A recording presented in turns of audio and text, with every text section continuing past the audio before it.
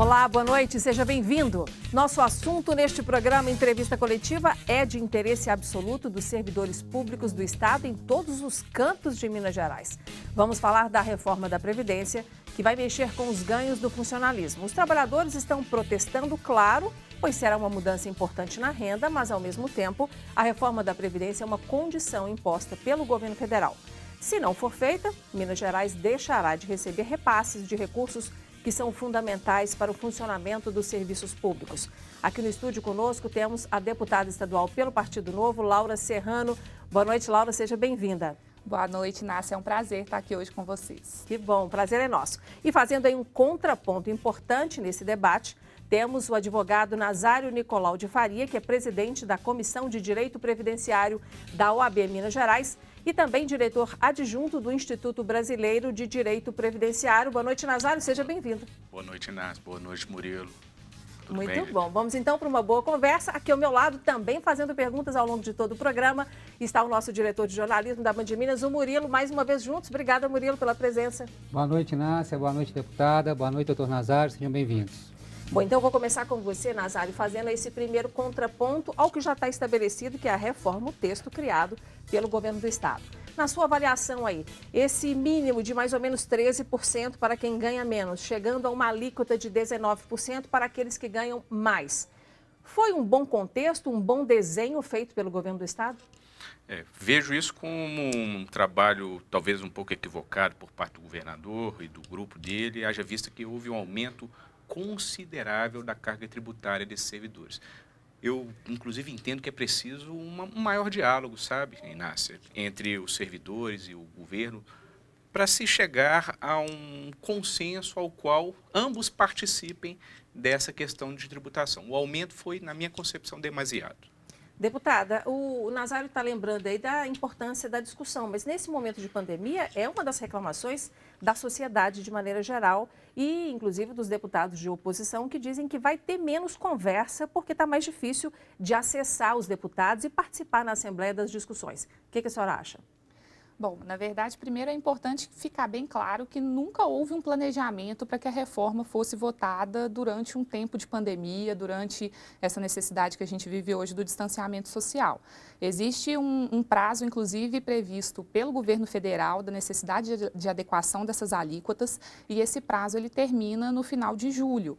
Então, na necessidade de atender esse prazo e na importância que a reforma tem como uma reforma estrutural para o Estado, foi necessário fazer essas discussões durante esse período. Obviamente que, inclusive, o governo, todos gostariam que isso pudesse ser feito num período de normalidade, mas não sendo possível, eu entendo que os deputados que hoje representam a população de Minas, não é à toa que a Assembleia se chama Casa do Povo, né, é conhecida dessa forma, nós temos 77 deputados eleitos pelos 21 milhões de mineiros que estão ali para representar as pessoas. Existem formas também de acessar e de participar desse debate, como as audiências públicas remotas.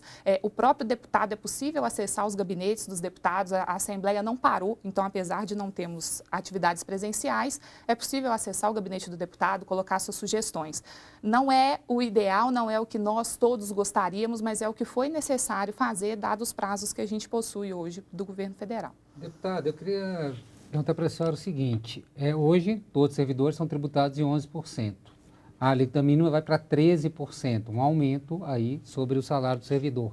É possível na Assembleia, a senhora defende que essa alíquota seja mais flexível, vamos dizer, que tem uma alíquota menor que 13% para quem ganha menos e maior ainda que 19%, ou seja, pode ser mudados esses percentuais?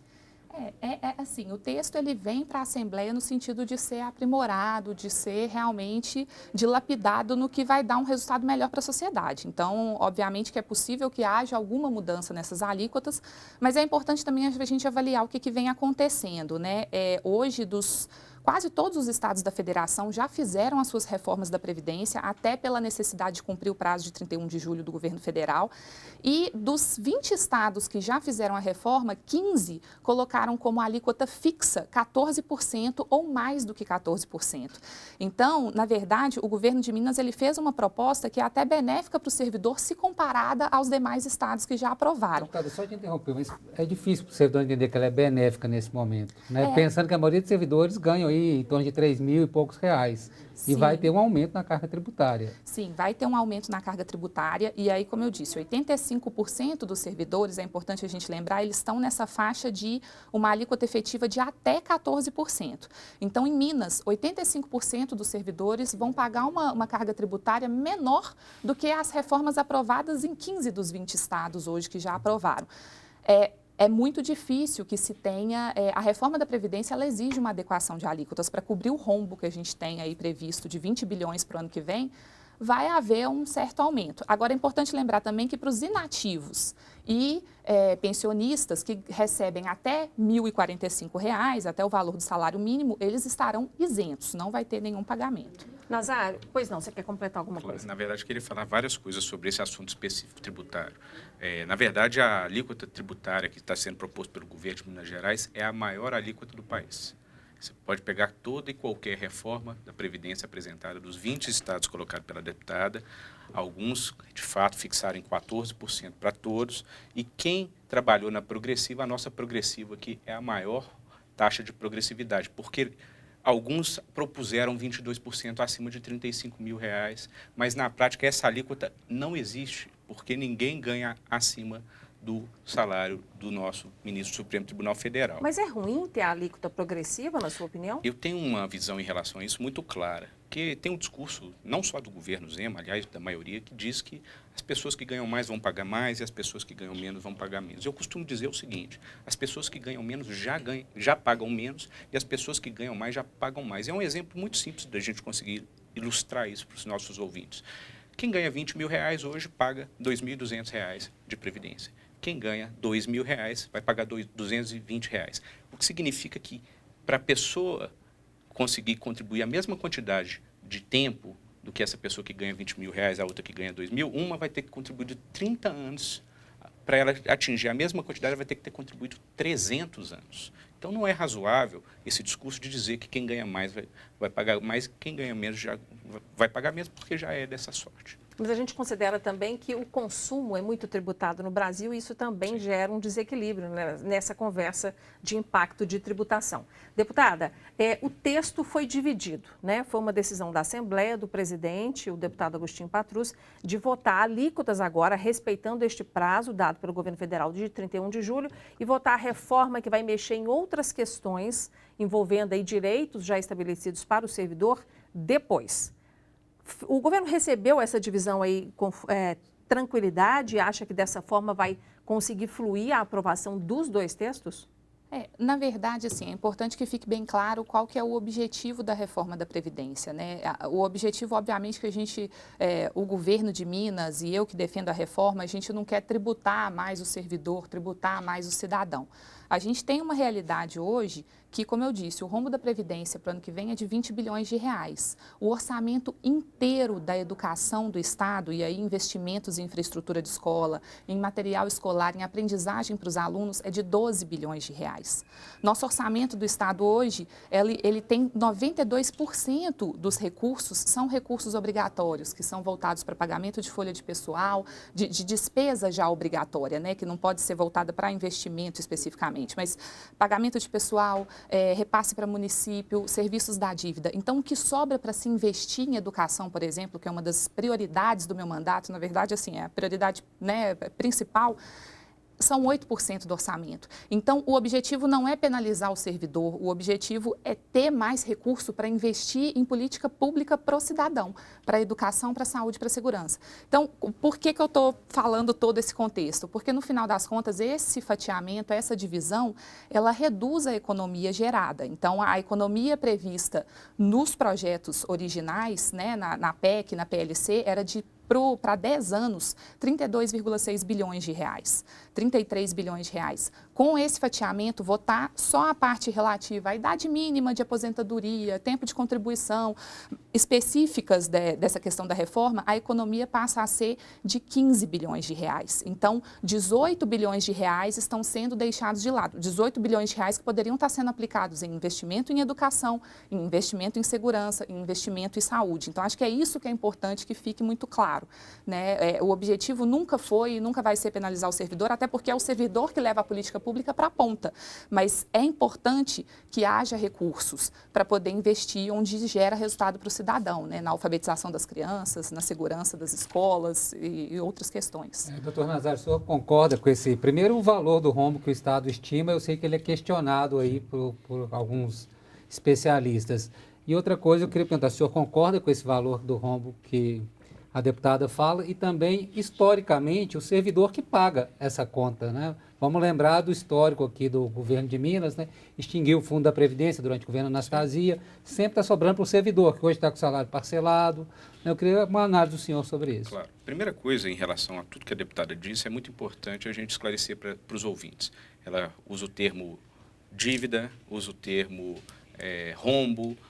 Na realidade, eu vejo isso um pouco diferente, sabe, deputado? É um investimento que o Estado faz nas pessoas que contraprestacionaram, que trabalharam duramente por todo esse período na vida para o serviço público, com uma ideia, aliás, uma lei, uma Constituição que falava a forma que ela ia aposentar. Isso teve todo um peso na vida daquela pessoa para ela optar pela carreira do serviço público. E por isso eu não consigo conceber esse tipo de concepção com números, né? Trabalhar números, débito, e sim aquilo ali como investimento do próprio Estado em relação a isso. Agora, dizendo em relação à dívida propriamente dita, e vamos trabalhar nesse foco então, o débito anual para mim, pelo menos inclusive no impacto apresentado pelo próprio Estado, hoje não são de 20. Você pegando o que arrecada com Previdência e fazendo o débito, são 13 bilhões.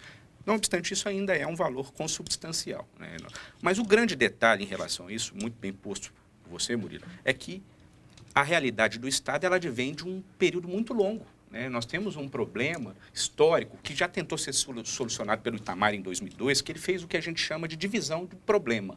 Ele pegou as pessoas que já estavam se aposentadas naquele período, colocou num fundo e capitalizou um fundo previdenciário de autossustentação. A ideia era essa.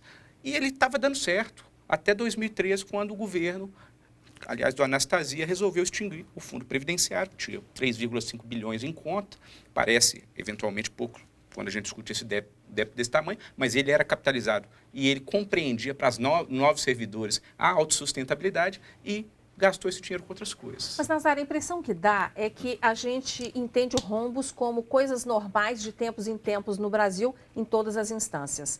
Mas dá para evitar que o rombos aconteça como está acontecendo agora e que seja necessário uma reforma no nível que está, com a provocação que vai ter aí para os servidores não gostando desse resultado de corte que realmente é dramático para a renda da família? É claro. A primeira coisa que a gente precisa é de gestão e trabalhar a ideia e o histórico do servidor público no país. Até 1998, por exemplo, não existia a obrigatoriedade de contribuição previdenciária. Era visto como tempo de serviço, então era um benefício administrativo e não previdenciário. Quando ele virou um benefício previdenciário, não foi feito o corte determinante, que era transferir os novos servidores para esse fundo. E quando foi feito, ele foi extinto, exatamente pela má gestão administrativa que nós temos histórica da Previdência no país. E não só da Previdência, nós temos isso em vários problemas. E reforma, igual você está dizendo, sempre teve, nós já tivemos várias. E aqui é importante a gente desmistificar essa questão dos marajás. É muito importante dizer que o serviço público já teve 4 grandes reformas. E, na prática, hoje, um servidor público que ingressa no serviço público, ele só pode ter uma aposentadoria paga pelo Estado de Minas Gerais no valor do teto do INSS de R$6.100 e poucos reais. Então, ele teve uma equiparação na sistêmica igual. A diferença, se ele quer ganhar mais, ele vai ter que fazer uma capitalização num fundo complementar. Deputada, queria discutir um pouco da tramitação desse projeto na Assembleia. Como a Inácia bem disse, ele chegou na última hora, faltando um mês aí praticamente para a data limite imposta pelo governo federal para aprovação. Como discutir um tema tão complexo, como ouvir os servidores que não podem estar lá presencialmente nesse momento, como fazer isso de uma forma que não tenha mais prejuízo ainda para o funcionalismo público? Bom, primeiro só aproveitando para complementar, né, uma fala que foi feita aqui sobre a questão da gestão. Eu concordo plenamente, inclusive sou uma defensora árdua aí da eficiência na gestão pública, acho que ela é fundamental Mas para se fazer gestão é preciso se falar em números. Quem não mede não gerencia. Então, até para poder se fazer uma boa gestão do déficit da Previdência, do déficit que a gente tem hoje, é fundamental que a gente trabalhe os números, né? Infelizmente, existe essa visão de que a gente não precisa olhar para o rombo, não precisa olhar para o déficit, mas quem está pagando isso no final das contas é o contribuinte, somos cada um de nós. Se hoje a população está envelhecendo mais, porque a gente tem essa questão atuarial e demográfica, né? É só a gente olhar para a nossa família. Nossos avós tinham 10 filhos. Desde que eu nasci, a expectativa de vida aumentou 10 anos. Então, para os servidores públicos, isso acontece também. Então, hoje, as pessoas que trabalham, que estão na atividade, acaba sendo um número menor do que seria para poder fazer a compensação aí dessa aposentadoria e desses inativos. E o dinheiro vem de algum lugar. Eu costumo dizer que matemática não tem partido, não tem visão ideológica. Então, esse dinheiro vem do Tesouro, vem do imposto que as pessoas pagam. São 21 milhões de mineiros pagando pelas aposentadorias de 300 mil inativos. Então, assim, só para esclarecer esse ponto da gestão, eu acho muito importante essa frase do Peter Drucker, quem não mede não gerencia. Em relação à tramitação, foi o que eu conversei, né, a respeito com a Inácia na questão de que, obviamente, a gente não gostaria que fosse nesse contexto que a gente está vivendo hoje, mas, ao mesmo tempo, existem prazos que nos exigem que essa... Poderia ter sido apresentado bem antes a reforma, né? Não é tão simples assim. A gente tem uma série de questões de projetos que estavam tramitando, apresentados pelo governo na Assembleia. Então, assim, esse foi o momento que foi possível no sentido de diálogo aí entre os poderes, pesos e contrapesos. E, infelizmente, a gente está nesse contexto. Mas eu defendo muito que o nosso sistema político, ele tem que funcionar, que os nossos representantes, eles precisam nos representar de fato. Então, se infelizmente hoje o contexto não permite que a gente tenha audiências públicas presenciais, contate seu deputado, entre em contato com o gabinete, cobre, porque ele é o seu representante, ele vai estar lá representando os votos. Então, eu não vejo um prejuízo, né? Eu acho que é importante Mas um tema tão complexo, um mês praticamente para analisar, deputado? Mas qual é a solução? Talvez teria enviado a proposta antes, não? Mas eu já te disse que, assim, enviar a proposta antes não era uma possibilidade que a gente tinha no contexto aí dessa avaliação dos poderes. Então, até pela avaliação dos próprios deputados, do Poder Legislativo Estadual que a gente tem hoje, foi necessário fazer nesse momento. Então, precisamos também lidar com as soluções que são possíveis, né, no momento que a gente vive. E, obviamente, que o diálogo vai ser super respeitado. As pessoas vão ser bem representadas, os deputados estão lá para isso. Tá certo, nossa conversa aqui está rendendo, tá boa, ponto e contraponto, mas a gente para agora para um rápido intervalo e dentro de instantes retomaremos o nosso debate sobre os desafios da reforma da Previdência dos servidores do Estado que está tramitando na Assembleia Legislativa e que está gerando aí muitos protestos dos trabalhadores. Até já.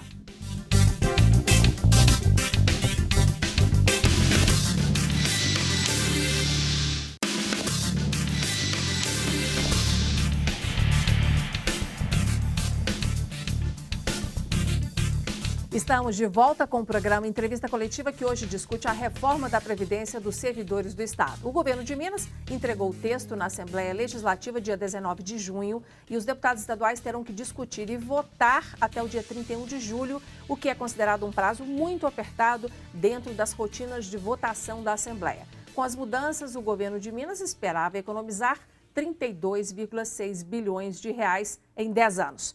Bom, e para a gente esquentar essa conversa aqui na segunda etapa, eu já vou convidar para participar conosco aqui o comentarista de política da Band Minas e também da Rádio Band News BH, Orion Teixeira. Boa noite, Orion.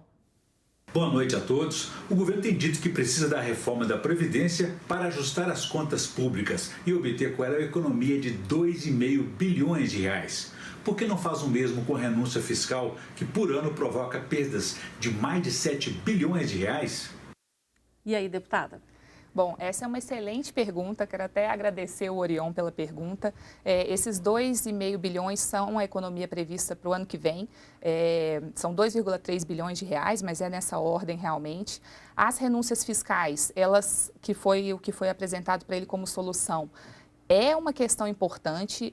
Eu, como liberal, inclusive, acho que quanto menos o governo interferir na lógica do mercado e de atuação, melhor, mas Infelizmente, Minas, a gente não é uma ilha. Então, Minas Gerais, ela está num contexto de outros estados circunvizinhos que praticam incentivos fiscais para empresas e para mercados. E disso dependem milhares de empregos no nosso estado. Então, esses valores que estão relacionados à renúncia fiscal, muitas vezes são subsídios ou incentivos fiscais para atrair investimento para o nosso estado, para atrair mais empresas, para gerar mais empregos. Então, como eu disse, eu particularmente acho que realmente a gente precisa ir reduzindo cada vez mais esses incentivos, porque é uma atuação artificial, digamos assim, do poder público interferindo na lógica do mercado, mas, ao mesmo tempo, a gente também não pode ser...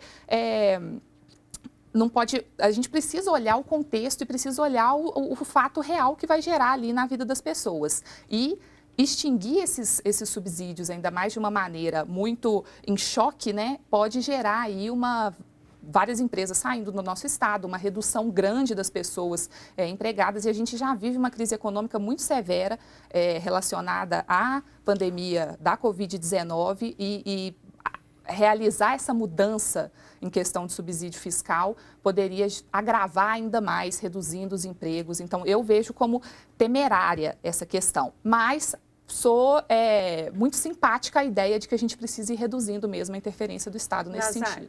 Pelo que a deputada está dizendo, então, é como se a gente vendesse o café da manhã para garantir o almoço, e tem sido assim para garantir o funcionamento da máquina e dos serviços que o Estado oferece. Você enxerga uma outra forma? Na verdade, a gente precisa fazer as adequações, dentre as quais essa proposta de renúncia fiscal é bem interessante. É óbvio que a gente precisa fazer isso com escalonamento do tempo, todas essas discussões, e da mesma forma com a Previdência. A gente precisa ver ela com uma perspectiva futura e não uma solução imediata que, na minha concepção, é o que está sendo proposto. Agora, só para a gente deixar muito clara a questão do 31/7, a gente tem que enfatizar isso, o 31/7 é apenas para a contribuição previdenciária. A reforma, ela adentra várias outras minúcias, idade, tempo, redução de benefício, tempo de pensão diminuído, enfim, tem várias mudanças que a obrigação não é 31/7. E muitos entes federativos, inclusive, entraram já na justiça para suspender esse prazo por causa da pandemia. Tem que ter um pouco de bom senso para a gente trabalhar com prazo, até para a Assembleia Legislativa ter... A questão da idade não é necessária agora, até 31/7. Não é, até porque no serviço público já tem idade mínima. Né, 60, 55, é diferente do INSS que não tinha idade mínima. Aqui já tem, aliás, desde 1998. 2003 especificou e isso já está implementado. Eles estão alterando só o número de idade, aumentando ainda mais a dificuldade dessas pessoas. Claro que nós precisamos dar uma solução financeira para isso, mas, para mim, inclusive, ela já está posta. A gente precisa simplesmente tratar a Previdência com o devido respeito, que é basicamente tratar ela com o tempo necessário para a solução. A solução é de 10, 20, 30 anos e não imediata, como é proposto. Deputada, do ponto de vista político para aprovação dessa reforma, o Novo tem apenas 3 deputados, a base do governo não é tão grande, não é tão consolidada na Assembleia, e nós sabemos, tem os professores, uma categoria que tem muita representatividade, faz muito barulho, e também a área da segurança pública, que está muito insatisfeita com o governo por causa de um reajuste que foi aprovado, mas não de acordo com o combinado aí com a área de segurança pública. E é uma área que tem representantes, inclusive, né, expressivos aí dentro do parlamento. Como que a senhora está vendo essa divisão de forças hoje dentro do plenário da Assembleia para aprovar a reforma?